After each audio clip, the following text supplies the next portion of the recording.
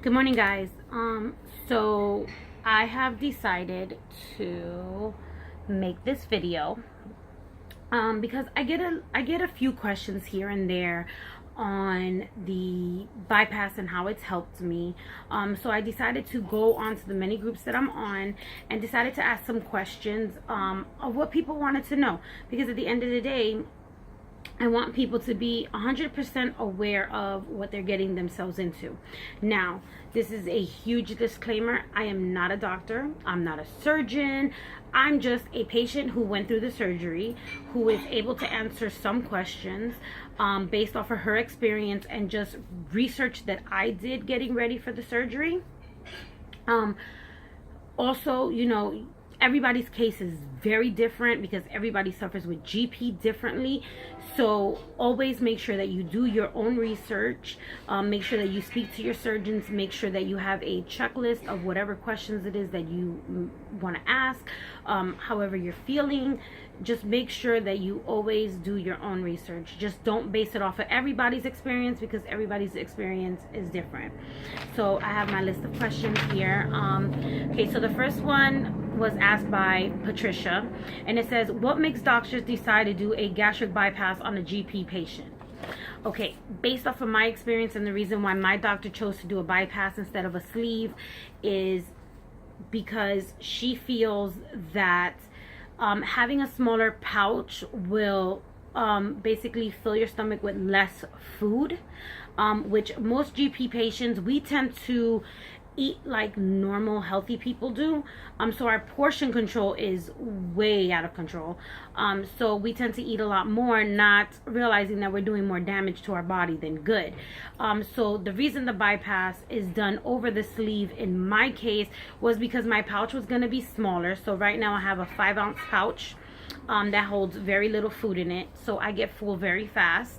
Also, my body tolerates different things now on top of the gastroparesis, so it's supposed to help control the symptoms pretty much. Their idea is less food intake, less symptoms.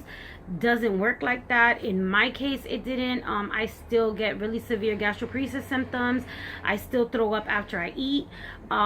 This may change in the upcoming months. As of right now, we're not 100% sure. I'm still on a liquid diet.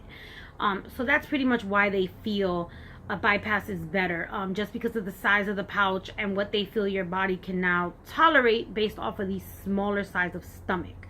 The difference between a sleeve and a bypass also is the sleeve, they cut off half of your stomach, I would say, make it a banana shape. They throw that portion out, the rest of the stomach. On a bypass, you still have the remnant stomach in your body. So I still have my extra stomach in there. It's just my pouch is the one that holds the food and bypasses it to the intestine. So hopefully that answered that. Denise asked the process of approval for bypass for GP. So pretty much mine was expedited. I literally did all of my appointments in 1 month because it was pretty much an emergency situation. So I had to do all of my stuff quickly. If your doctor tells you this is something that they're looking at, that they would like to do for you, the process, depending on your insurance, usually can take up to 6 months. You have to do 2 supportive classes, which basically just letting you know what to expect out of the surgery, what are the complications you can go through, getting support from other patients. So it can take up to 6 months. You need 2 of those classes. You need 6 months of nutrition appointments, basically just showing that you can follow the diet of what you need to eat. They tell you about the gastroparesis diet and the bypass diet and how you have to merge those 2 together. They try to train you to eat properly. You need your lab work. You need a sleep study. It's just to make sure you don't have sleep apnea. You need to speak to the anesthesiologist. What else they did a lung test on me just to make sure my breathing was okay. And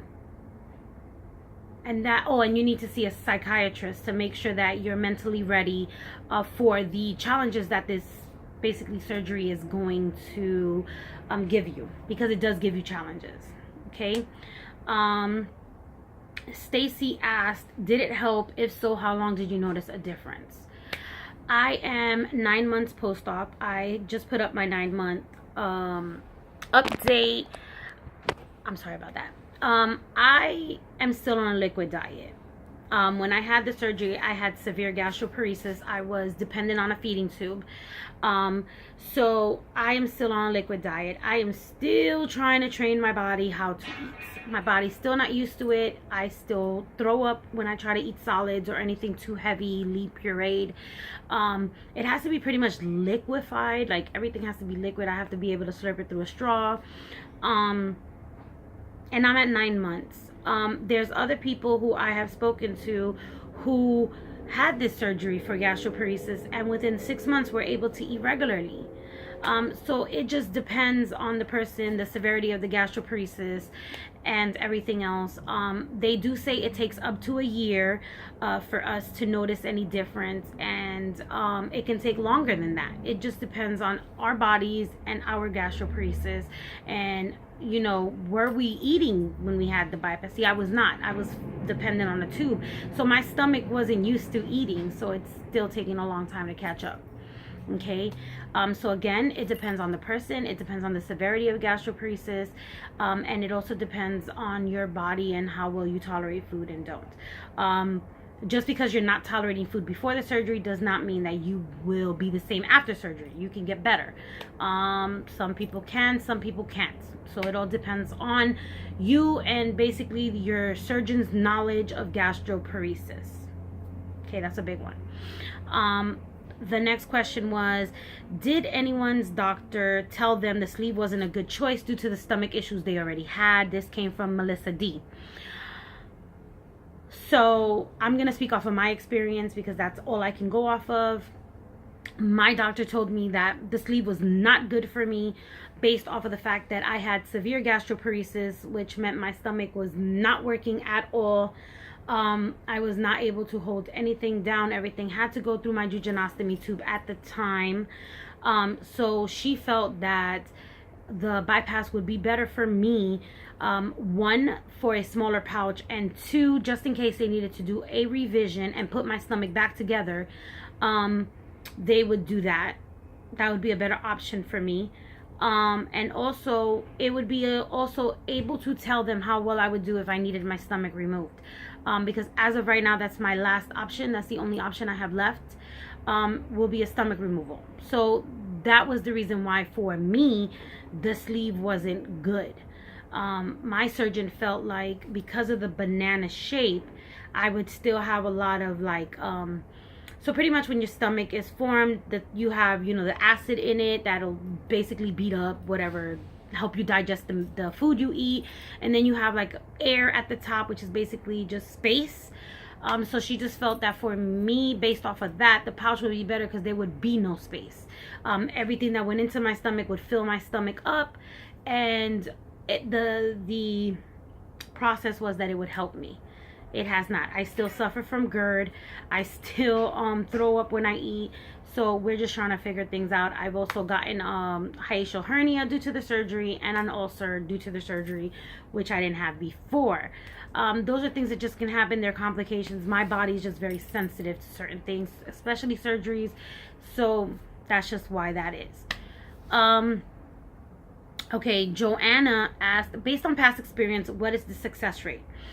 As of right now, the surgery is 50-50. The reason being is because there's not enough education out there for doctors to know that the surgery is going to work, because everybody's gastroparesis is different. Not everybody's gastroparesis is the same. We all handle it differently. Our bodies handle it differently. We also have different stages of severity that we're going through. So there's not enough education out there for number to be put out. Every surgeon tells you 50-50. Based off of the patients that my doctor has, the success rate is high for her. But she also had patients who had mild gastroparesis or moderate, not severe. I'm her first severe case of gastroparesis. I'm also her more complicated case. So nothing, treatment wise, nothing has worked for me for my gastroparesis.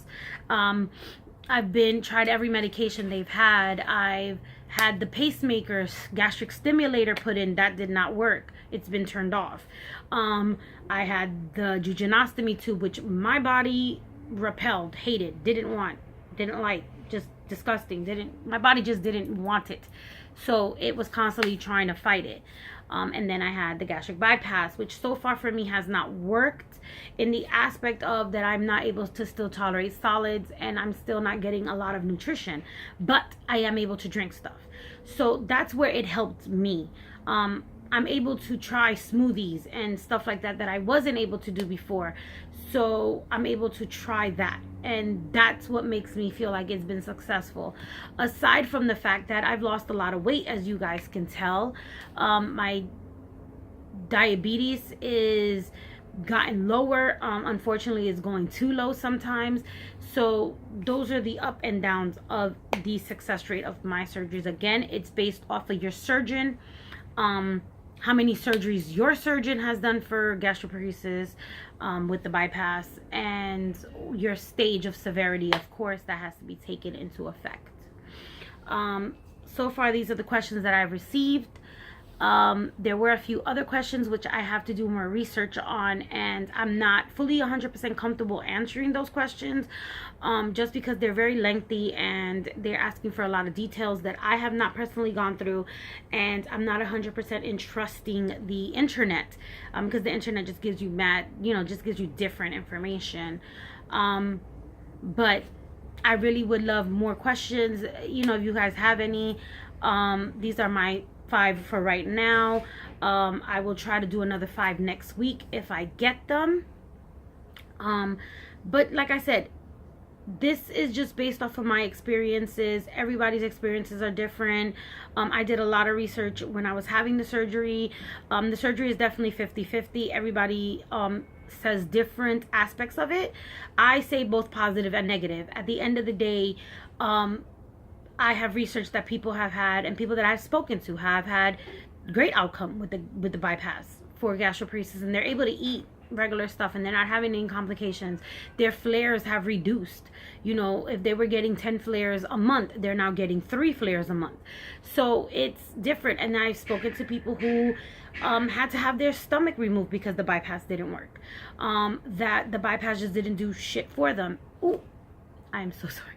Didn't do anything for them. So, it's a 50-50. For me, I can say that it hasn't 100% worked. It has worked somewhat because I'm able to tolerate liquids now. So that's a bonus. There are complications that people don't know about. Mental, you have a mental game that messes with your head. You want to feel 100% great, and then there's just like, why am I not feeling the way that this person said they were feeling? And that's just because our bodies are different and everybody tolerates it differently. So again, if you guys like my channel, please click the subscribe button. And also, if you have any questions, feel free to ask me anything. I'm an open book. I pretty much answer anything I can, and whatever I can't, I will say that I can't, just because I'm not going to put information out there that's not 100% true. Again, I'm going off of my experiences. I'm not a surgeon. I just know what I go through, and these questions were pretty much something that I can answer, which I did. So I hope everybody has a great day. Have a good one. Bye.